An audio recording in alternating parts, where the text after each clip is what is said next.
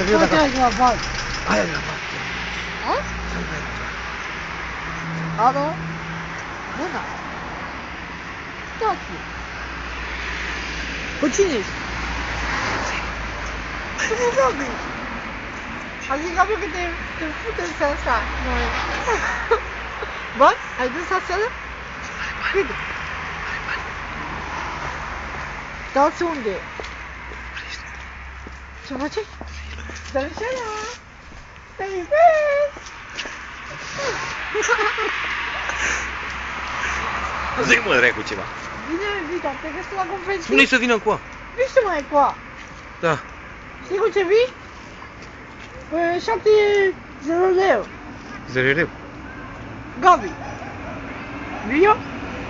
Bine, te gătesc. Se ia prăjiturile. Ești o prăjitura. Hai că te... Și o cafea.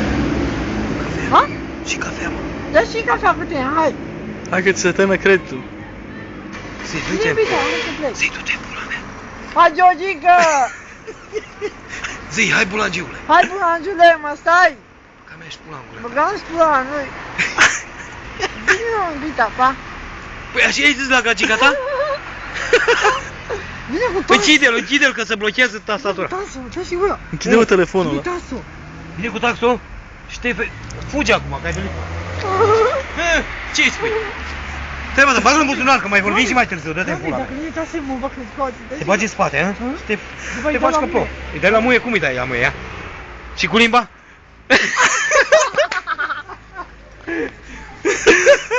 Uite, uite, una bună. Cum îi dai, mă? Cum îi dai la buci? Cum îi dai la buci? A. Nu ne poate, bagă, da, bagă.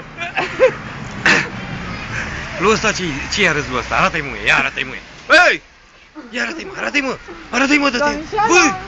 Lasă-mă fetele în pace, au, bă, nesimțitule. Bă, ăsta, uite, arată-i. Ia mă cu absidial, drăc. Să vezi cum arată așa, drăc. Nu mă absidial, drăc. Arată-i mă, arată-i muie, arată-i muie, arată-i muie, mă.